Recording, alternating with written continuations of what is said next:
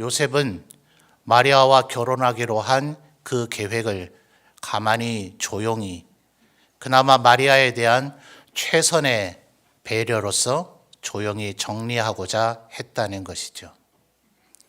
그런데 천사가 와서 말하기를 아들을 낳게 될 것이고 20절 하반절에 그 아이는 성령으로 잉태가 된 것이며 그 아이는 자기 백성을 그들의 죄에서 구원할 자라고 이야기를 해 준 것입니다.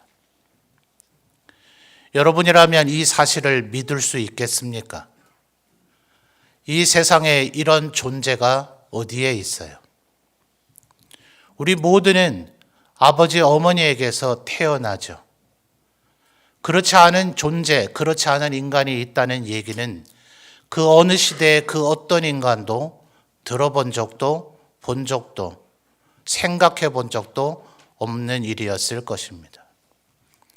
그러니 요셉이 이 천사가 전한 이 말을 그대로 믿고 그것을 순종하여 24절을 보면 잠에서 깨어 일어나 주의 사자의 분부대로 행하여 그의 아내를 데려왔다 하는 이런 일을 행할 수 있는 자가 과연 몇 명이나 되겠습니까?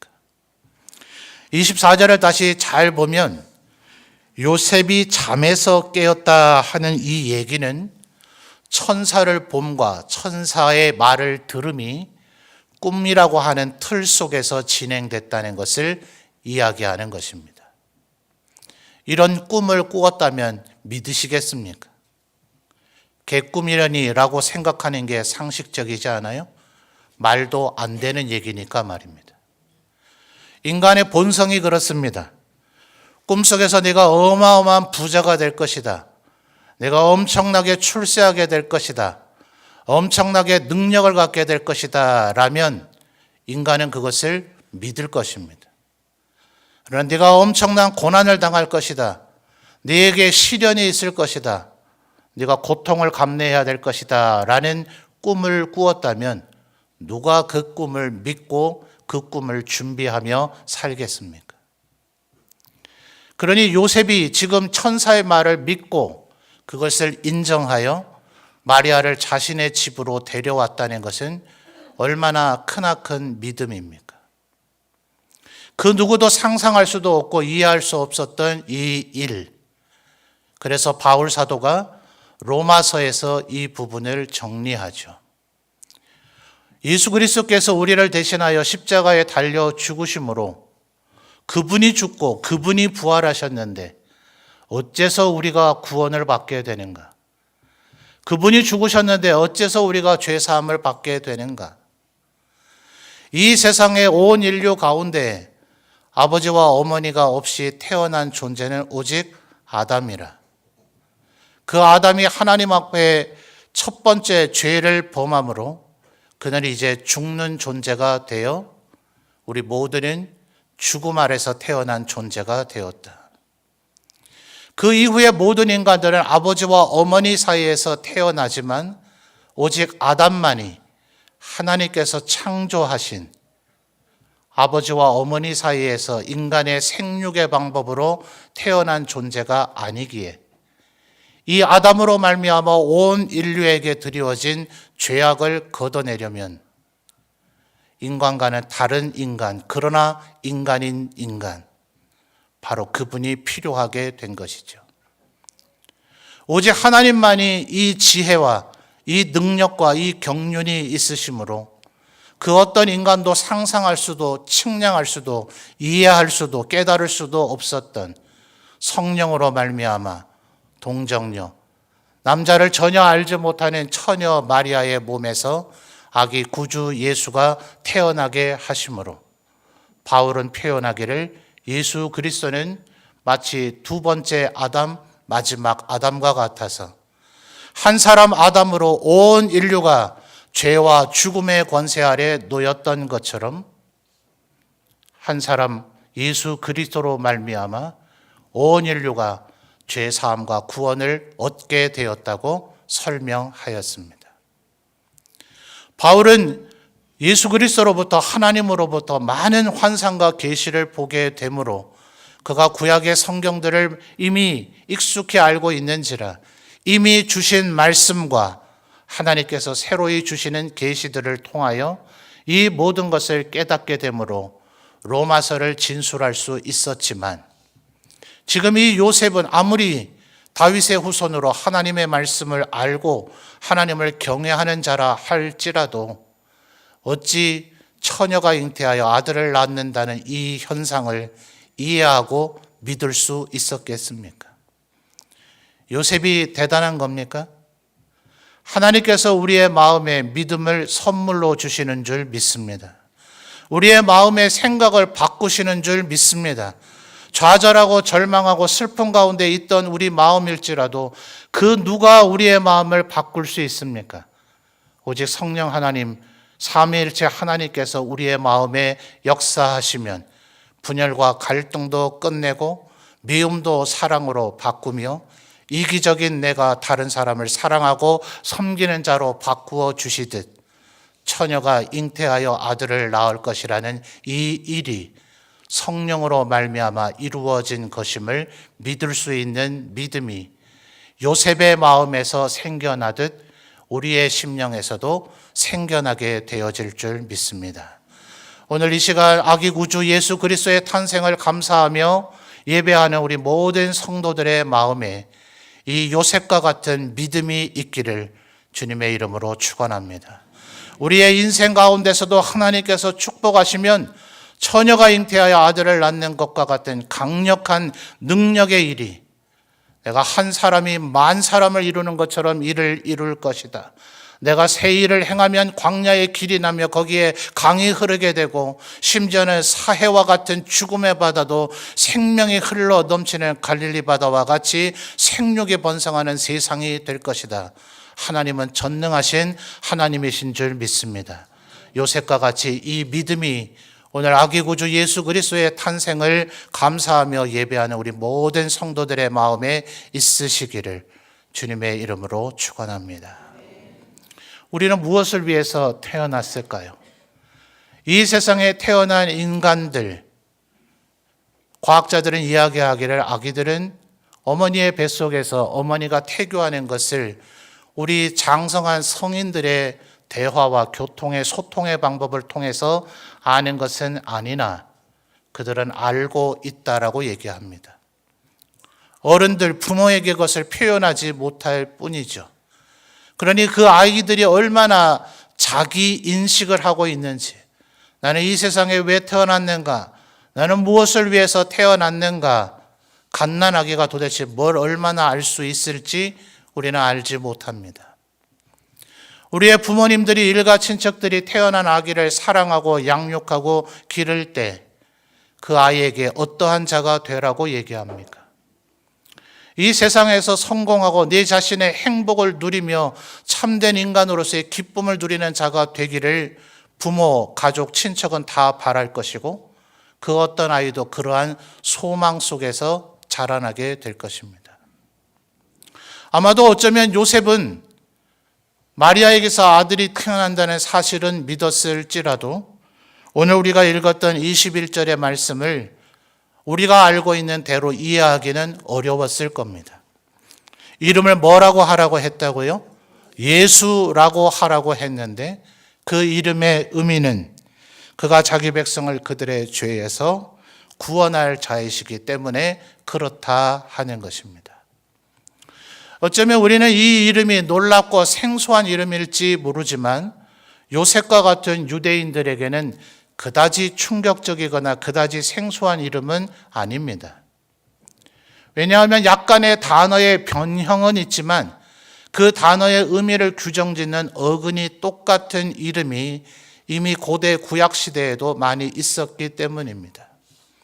예수님과 거의 근사한 의미를 갖고 있는 사람 여호수아, 그리고 선지자였던 호세아, 심지어 이스라엘 땅을 정복했던 여호수아와 동일한 이름은 그 시대에만 있었던 것이 아니라 수룹바벨과 함께 포로 귀환된 가운데서 성전과 성벽을 재건하는 지도자들의 이름에도 여호수아가 나타나고 성경 여러 곳을 보면 여호수아, 호세아란 이름은 곳곳에 많이 나타나는데 여호수아나 호세아나 예수아, 예수 모두 다 동일한 의미 구원자라는 이름을 갖고 있는 것입니다.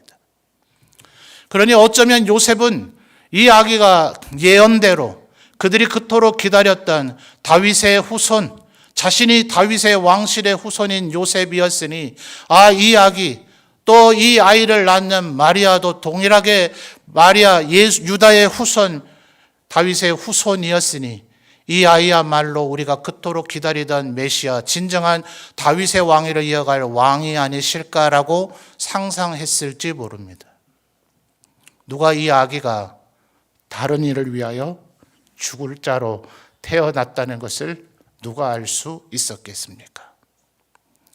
그러나 전능하신 주님, 온 인류를 위하여 이 일을 계획하시고 경륜하시며 이 일을 실제로 실행하신 성부 하나님, 성자 예수 그리스도는 이 일을 명확히 알고 계셨고 이 일을 위해서 태어나신 겁니다.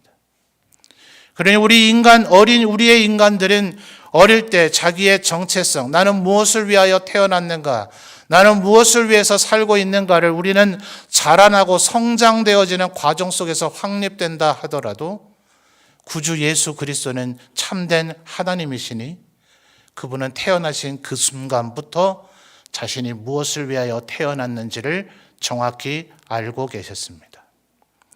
그래서 이 예수 그리스도의 인생을 기록하고 있는 요한 사도가 요한복음 2장에서 그 얘기를 하죠.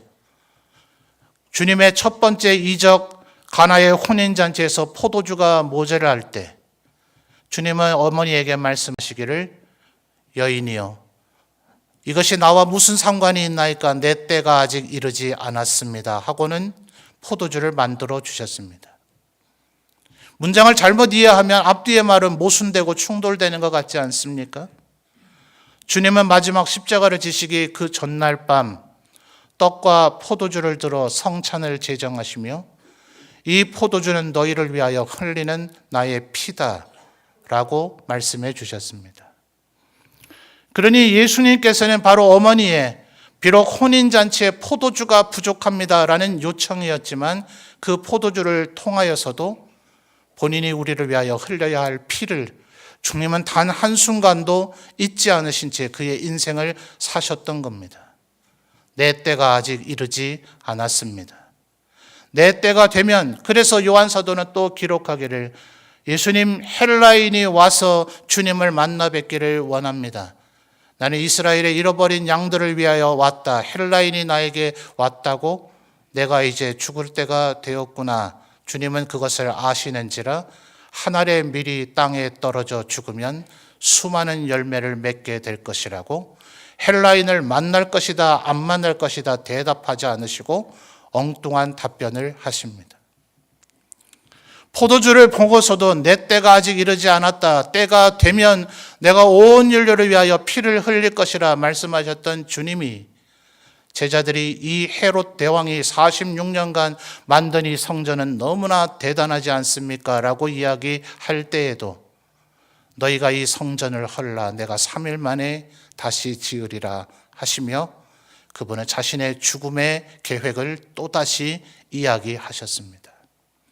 태어날 때부터 십자가를 죽으시고 부활하여 승천하실 때까지 이 땅에 하늘 보좌를 버리시고 무엇 때문에 왔는지를 단 한순간도 잊지 않으신 분, 그분을 우리가 감사하며 찬양하며 경배하며 예배한다면 우리도 그와 같은 마음가짐으로 살아야 할 줄 믿습니다.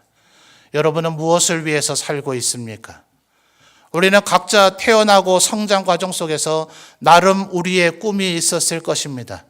그러나 이제 예수 그리스도를 믿고 아는 자가 되었다면 누가복음의 기록을 보면 들판에 양을 치던 목자들에게 천사가 와서 말하기를 오늘 너희를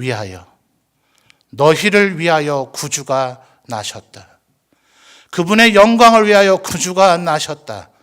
그분이 이 세상에서 이름을 떨치고자 구주가 나셨다고 얘기하지 않고 바로 너희를 위하여 구주가 나셨다 했으니 그분의 사랑을 받고 그분 때문에 죄사함을 받고 그분 때문에 구원을 받았다면 이젠 우리도 남을 위하여 살아야 할 것입니다.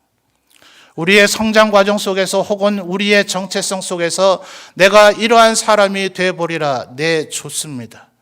지식이 충만해지고 능력이 충만해지고 혹은 이 세상에서 땀의 열매로 돈을 많이 벌게 된다 할지라도 그렇게 한 결과가 우리가 그것을 통해서 무엇을 이룰 것인가는 오직 주께서 그토록 살리시고자 대신 죽으셨던 주님의 피조물된 인간들, 하나님이 사랑을 얼마나 사랑하시는지 시인은 말하기를 인간이 무엇이길래 주께서 그를 이토록 생각하십니까?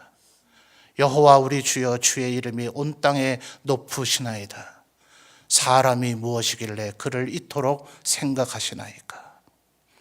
한 사람도 죄악 가운데 죽기를 바라지 않으시고 한 사람도 각기 제 길로 가는 것을 안타까워하시고 99마리 양이 있는데도 마치 무슨 강박관념에 걸리신 것 마냥 한 마리 양을 건지시기 위하여 끝까지 최선을 다하셨던 주님, 그래서 마지막 피 한 방울까지 우리를 위하여 죽으신 그 주님, 크리스마스, 그리스도를 예배하라, 그리스도께 경배하라, 그리스도께 찬양과 영광을 돌리라.